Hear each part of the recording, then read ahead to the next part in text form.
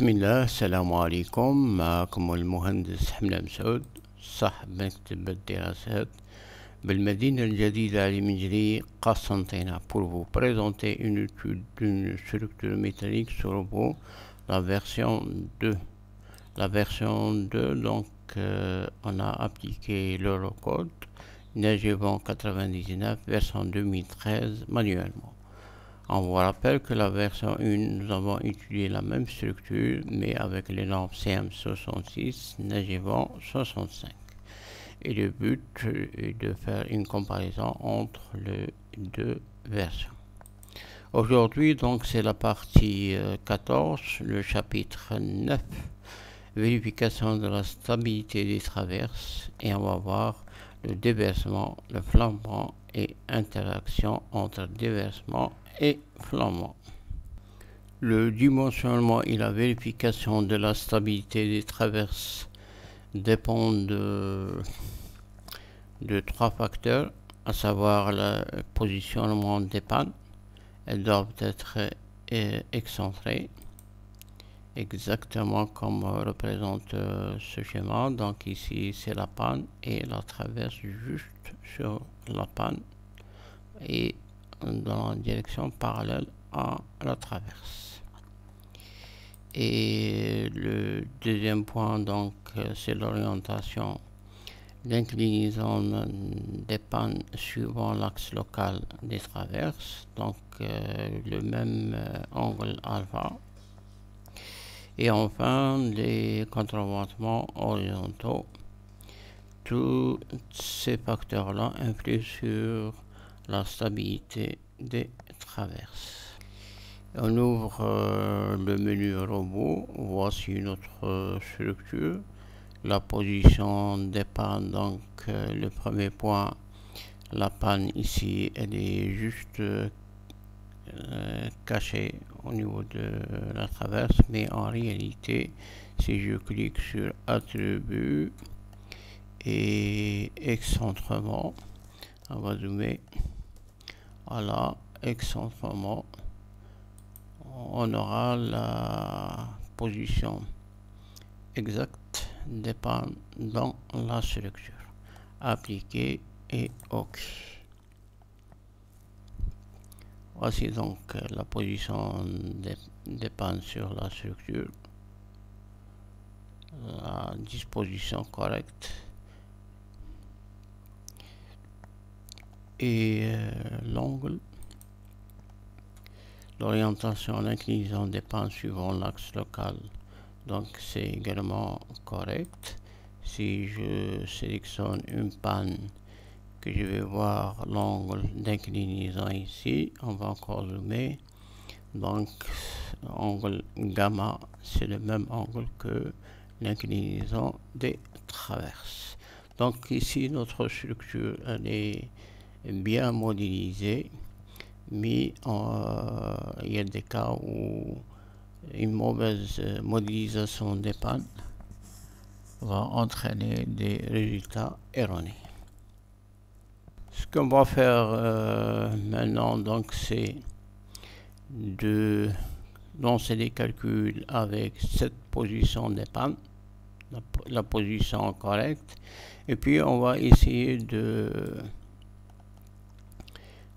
modifier exprès la position des pannes au centre de gravité des traverses. Et on va relancer les calculs et on va voir l'incidence sur les calculs par rapport à la position des pannes. Ok, donc on va sélectionner nos traverses. Voici les traverses sélectionnées et on va essayer de généraliser la section des traverses pour toutes les traverses, celle de rive et centrale, pour avoir une bonne disposition des pannes et la couverture. Alors on va sur dimensionnement, barre acier. Voici donc les familles qu'on a créées déjà. la famille 1 poteaux de rive et la famille 2 poteaux centraux. Pour les poteaux, donc la section peu importe, on peut avoir des sections différentes, mais pour les traverses, il faut avoir la même section pour pouvoir faire la couverture uniformément. Alors on crée la nouvelle famille en cliquant ici nouveau. Donc on va créer la troisième famille, voilà, chiffre 3, et le numéro de traverse, on va les copier et les coller ici, et on va mettre un nom. Vous pouvez mettre n'importe quel nom. On va choisir traverse. Le matériau, donc S235, on va le garder et on va enregistrer. Pour le paramétrage, donc ici j'ai déjà paramétré donc la traverse, et si c'est pas le cas, donc on clique ici sur nouveau et on va mettre le nom et paramétrer notre traverse. Donc ici pour mon cas je clique 2 fois, donc c'est la même chose, le nom ici traverse, et on va faire le flambement et le déversement. Pour le flambement des traverses, donc il va dépendre des pentes. Donc voici, je reprends une traverse avec un angle d'inclinaison ici alpha. Plus alpha augmente, plus il y a risque de flambement. Si par exemple on aura une traverse assez raide, l'angle alpha il va augmenter et le risque de flambement augmente, devient plus important. Et en règle générale, nous avons pour une pente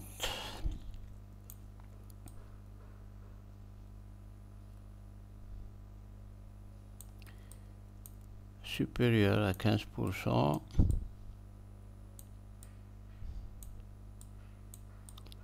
donc on doit vérifier le flambement.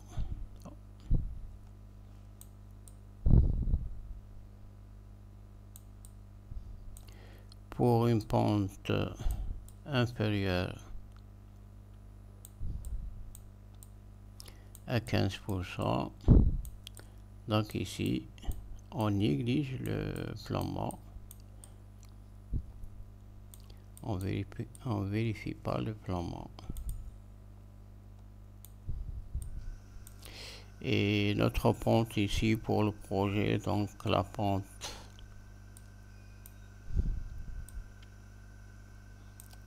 pour le projet est égale à la flèche sur la distance 4,12, donc on est à peu près à 25%, supérieur à 15%,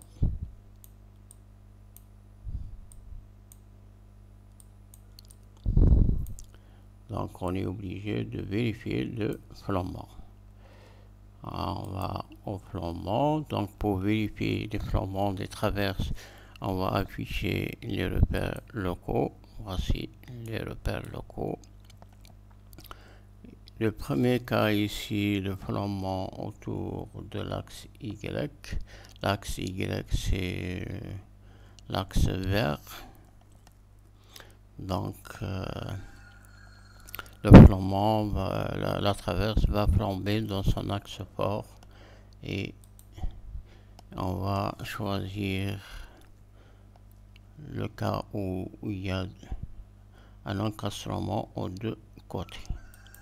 On clique ici et on fait OK.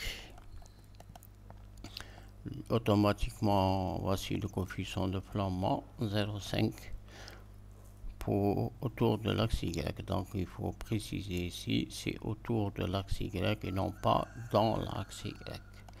Maintenant, on va voir autour de l'axe Z. L'axe Z, c'est ce qui est en rouge. Donc, la traverse va flamber dans son axe faible. Il y a la présence des pannes ici qui vont bloquer. Vous voyez ici d'aider la traverse au flambement. Donc, on clique ici et on clique sur la position des pannes. Ici, par défaut, robot nous donne le poteau et on va chercher une des traverses 4 par exemple. Le robot automatiquement reconnaît la position des pannes et on va faire OK. Pour le déversement maintenant, le déversement L supérieur, l'aile supérieure donc de la traversée, celui-là, et pour l'aile supérieure il y a la présence des pannes. Donc on va cliquer ici sur réducteur intermédiaire et on va choisir une des traverses, par exemple traverse 4. Voici la position des pannes, OK. Donc c'est ces paramétrages qu'on introduit en robot pour pouvoir faire les calculs. Pour l'aile inférieure maintenant, au niveau de l'aile inférieure, donc notre traverse, il n'y a rien qui la protège. Vous voyez ici la traverse, elle inférieure, c'est celui-là. L'aile supérieure est protégée par les pannes, mais l'aile inférieure, il est libre. Donc on va choisir encastré seulement. Et on va faire OK. Pour avancer, donc ici, il y a une proposition de la forme du diagramme du moment fléchissant. Et notre cas, il faut cliquer ici, moment variable. OK. La même chose pour MZ. OK. Ça, c'est l'allure nécessaire pour les formules de Eurocode. Et on va faire OK. Pour les services, il faut cliquer ici sur la flèche. Et on va faire OK, enregistrer et fermer. Il ne faut pas et il ne faut pas oublier de confirmer la concrétisation de ce paramétrage en cliquant sur applique. Voilà, donc le robot reconnaît le paramétrage des traverses et on va sélectionner toutes les traverses, copier, coller. Voici les traverses sélectionnées et on va pouvoir lancer les calculs. Il faut s'assurer que toutes les combinaisons sont sélectionnées. Voilà, c'est bon. Et on lance les calculs.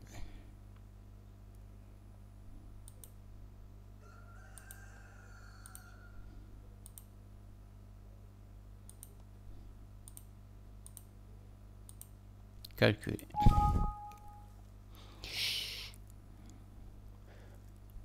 Bon, ici, il y a un message qui dit qu'il faut lancer les calculs. OK. On va lancer d'abord ici les calculs.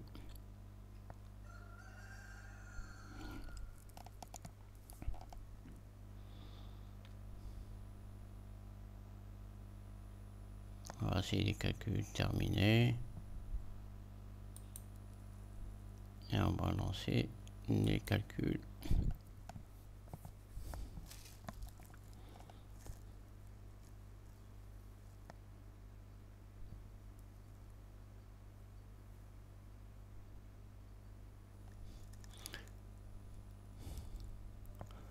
Voici donc les calculs terminés.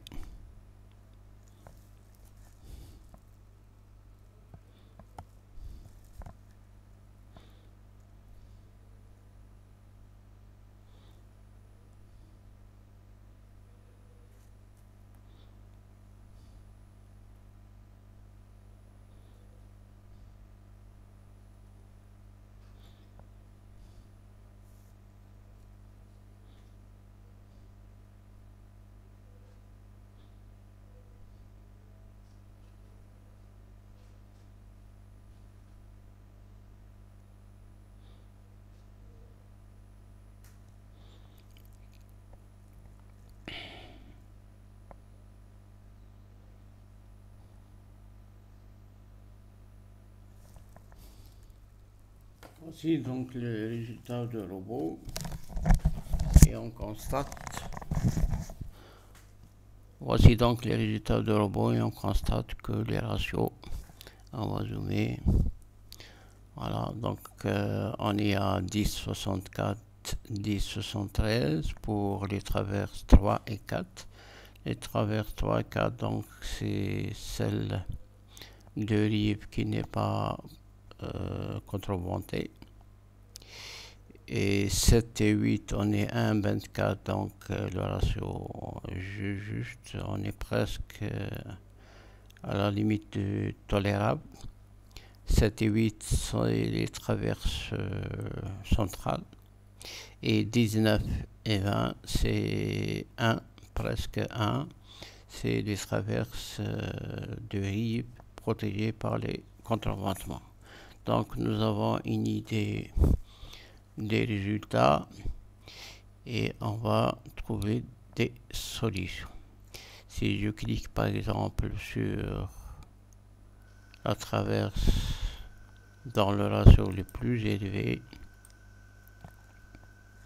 on voit que les formules ici on va zoomer.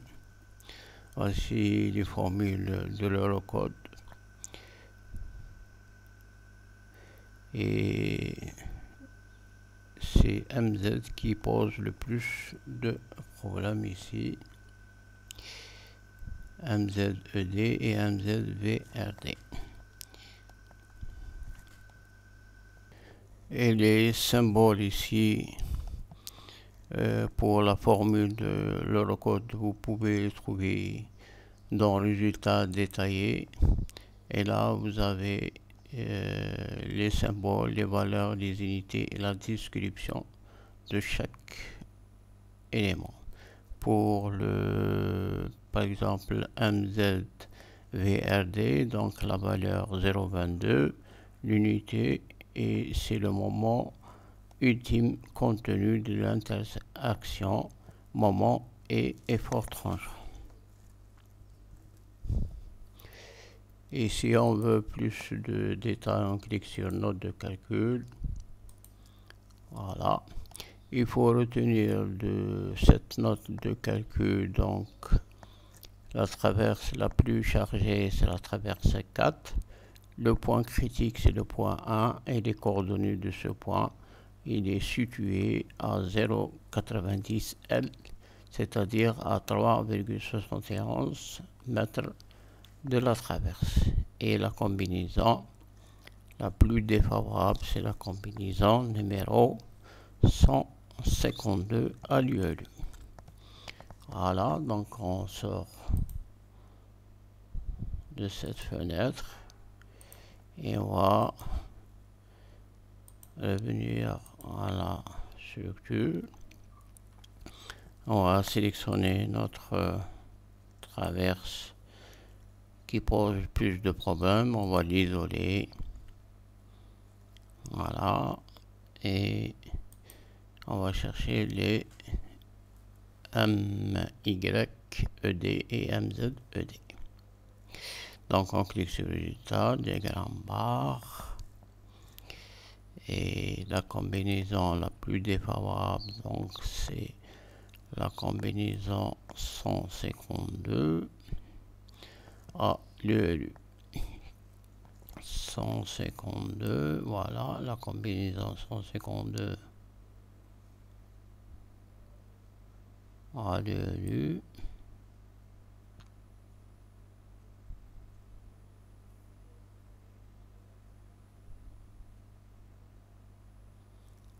Voilà, on arrive 152 ELU. Donc voici la combinaison la plus défavorable. Et MY ici, il pose pas de problème. On va augmenter un peu l'échelle du diagramme et on va revenir à l'axe. Ça c'est MY. Donc le rapport, voici la formule Eurocode. Donc c'est le rapport ici MYED sur MYCRD. Donc ici ce rapport ne pose pas de problème, il est à 0,18, mais le deuxième rapport MZED sur MZVRD, et c'est lui qui pose le problème, donc on est à 10,5, et c'est ce facteur là qui pose problème au niveau de la stabilité de notre traverse. Le MZED 231 est donné par les résultats de robot à la combinaison la plus défavorable, et MZVRD c'est les formules de l'Eurocode qu'on a déjà vu en détail. Donc pour le diagramme MY, il n'y a pas de problème, mais pour MZ, voici le diagramme MZ. Et notre point critique ici, il est situé à 3,71. Comment trouver le moment à ce point critique? Donc il suffit de cliquer sur la traverse concernée et avec le bouton droit on clique et on va vers propriété de l'objet. Ce qui nous intéresse de cette fenêtre, donc c'est les MTM, le moment, et on va cliquer sur MZ. Voici l'allure du moment que vous voyez ici. Donc c'est la même allure et on veut le point critique qui est situé. On va zoomer. Donc il est situé quelque part à 3,71. Pour retrouver ce point, donc on clique dans le point, on clique ici. Et automatiquement nous avons toutes les valeurs du moment à n'importe quel point qu'on veut. Et le point critique, il est situé à 3,71, donc on augmente jusqu'à 3,71. Voilà donc les valeurs qui correspondent exactement aux valeurs de robot. Ok.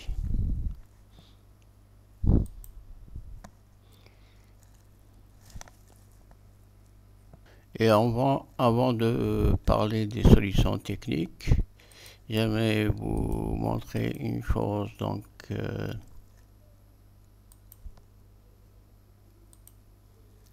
si il y a une mauvaise modélisation de la traverse, par exemple, la traverse modélisée à l'axe, la panne modélisée à l'axe de la traverse. Donc ici c'est l'axe.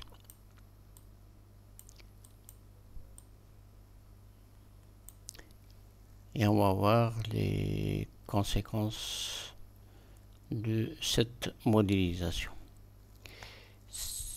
Cette modélisation ici, panne à l'axe de la traverse, elle va stabiliser la traverse et on va voir de meilleurs résultats pour ce cas-là. Donc on va modéliser les pannes à l'axe des traverses, lancer des calculs pour comparer les deux positions des pannes. Pour cela, donc on va sur structure, caractéristiques additionnelles et excentrement. Donc on va cliquer ici, relatif, on va confirmer ici l'axe de la panne, ok, et l'axe de la traverse 4. Ajouter, oui, oui, fermer, et on va sélectionner les pannes. Appliquer. Voici donc les pannes à l'axe des traverses. Et j'ai dit que ce cas-là favorise les pannes. Malheureusement, c'est pas le cas correct. On va juste pour comparer les deux résultats. On va calculer.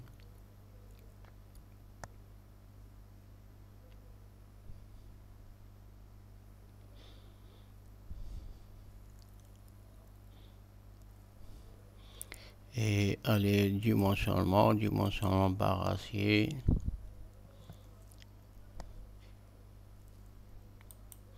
On va sélectionner les traverses et on va les coller ici. Voici les traverses, les noms, et on va lancer les calculs.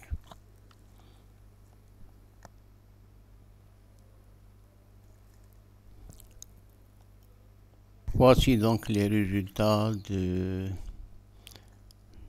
des traverses. On va zoomer. Donc ça donne un très bon résultat. Ici, toutes les traverses sont correctes. Mais malheureusement, la modélisation des pannes avec ces résultats-là n'est pas correcte. Comme quoi, une mauvaise modélisation des pannes peut entraîner des résultats erronés. Donc finalement, la modélisation de ce cas-là n'est pas correcte. Il faut toujours vérifier que les pannes sont sur la traverse. Et la même chose pour les traverses qui ont un angle ici, un angle plat, ça va donner également des résultats erronés. Donc cette modélisation également n'est pas correcte, et la modélisation la plus correcte, donc c'est celle-là.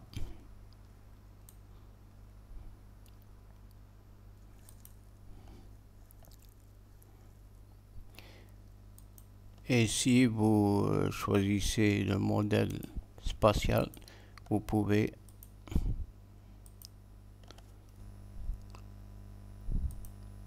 ce modèle-là peut entraîner une mauvaise modélisation des pannes. Par contre, celui-là, le robot modélise les pannes correctement. Voilà, donc si je reprends un autre projet,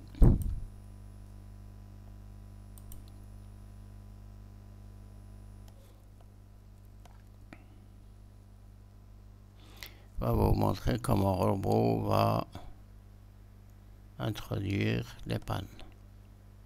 Juste pour voir ici, si je génère en 3D, voici donc la position des pannes, la section pour une panne de IP 120 par exemple.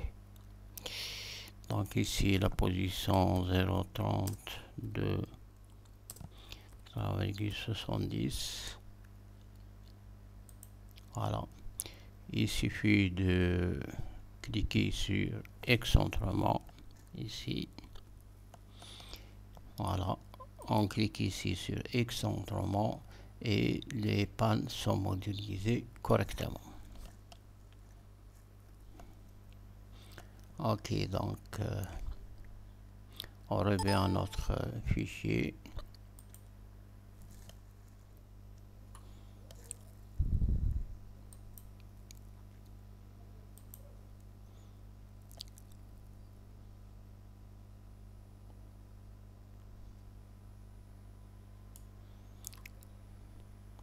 Et on va modéliser les pannes correctement en allant vers structure, caractéristiques additionnelles, excentrement. Et on va sélectionner les pannes. Appliquer.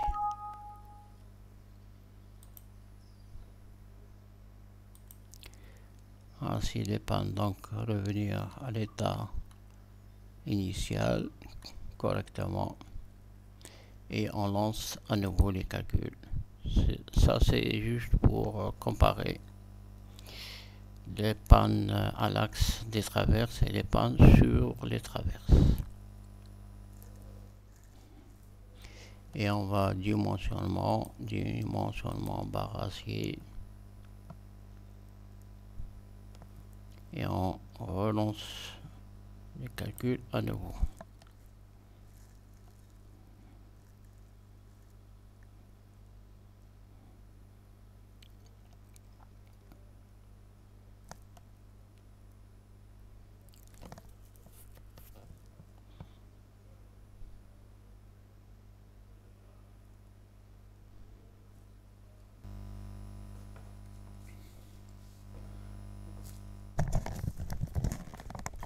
Voici donc les calculs terminés et les résultats corrects.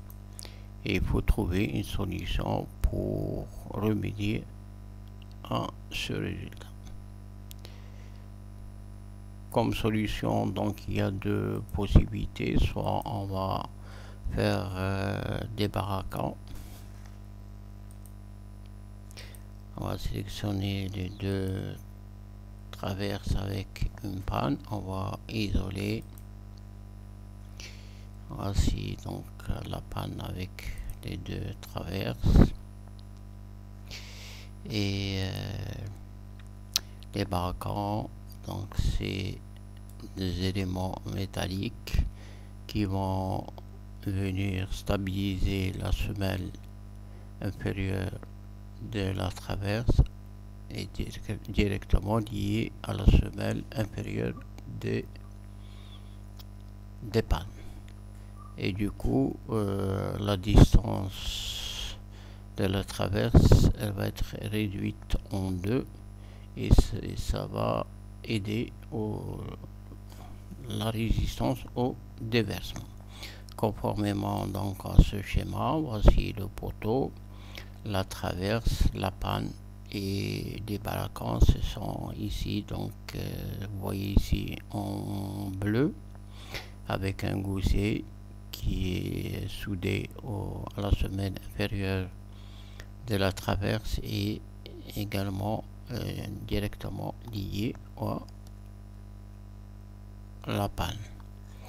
Si on va avoir une vue, donc la panne sur la traverse avec deux baraquants. Ici, c'est une panne du milieu, donc c'est celle-là.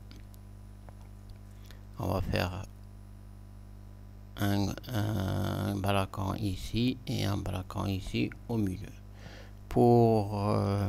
Vous pouvez soit modéliser les baraquants directement sur la structure ou les faire manuellement en cliquant ici, donc traverse, on va vers L inférieur et on va choisir ici réducteur intermédiaire, c'est-à-dire les balaka.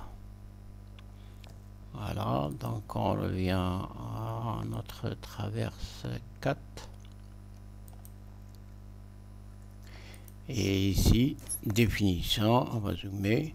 Donc, définition manuelle des coordonnées des réducteurs. Les réducteurs ici, on parle des balaka. On va mettre juste un barakan au milieu. Donc, relatif à 0,50 fois L. Voici le barakan au milieu qui constitue un appui pour la traverse.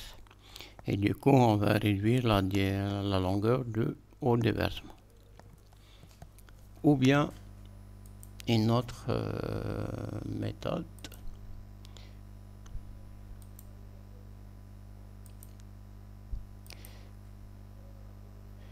celle de... Parce que et le moment ici, nous avons vu que le moment MZ qui pose le problème à notre traverse, MZ, donc à la combinaison 152 value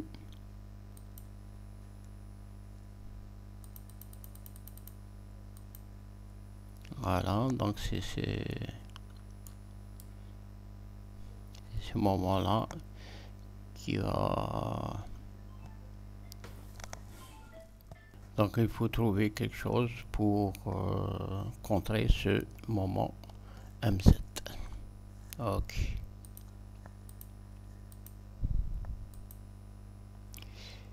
Et donc on va trouver une autre solution, c'est de modéliser les contreventements à ce niveau-là.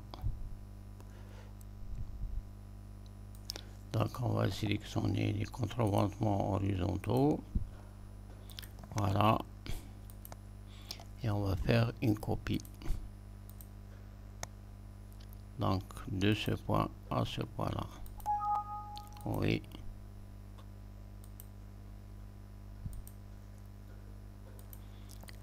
Et lancer des calculs à nouveau.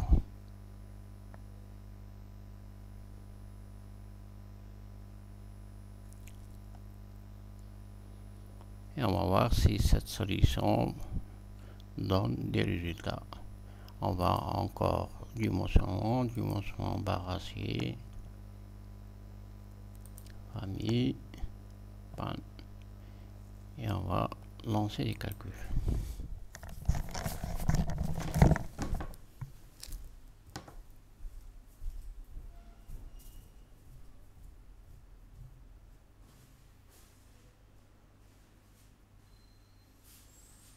Donc voici les résultats, le ratio est bon. Donc c'est une solution intéressante et on va opter pour cette solution. Pour le ratio le plus élevé, donc c'est la traverse 8 du milieu. Pour une note de calcul détaillée, donc voici la note de calcul. Le point critique il a changé, donc il est situé à 0,41 mètres. La combinaison 189 et toutes les vérifications au déversement, au flambement et l'interaction déversement-flambement. Ok. Donc si on peut faire un petit résumé de tout ça, on va dire que la position des pannes influe sur les résultats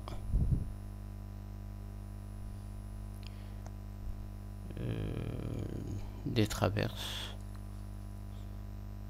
Il faut toujours vérifier la position en cliquant ici sur excentrement. Voilà. Si vous avez des pannes sur les traverses, donc c'est correct. Sinon, il faut corriger. Ça, c'est d'une. Et d'autre part, il faut sélectionner une panne et vérifier l'angle d'inclinaison. Voici alpha. Il faut pas qu'il y ait, il faut qu'il y ait le même angle d'inclinaison avec le repère local des traverses. Voilà ce qu'il y a tout à dire sur les traverses. On vous remercie vivement de votre attention. Salam.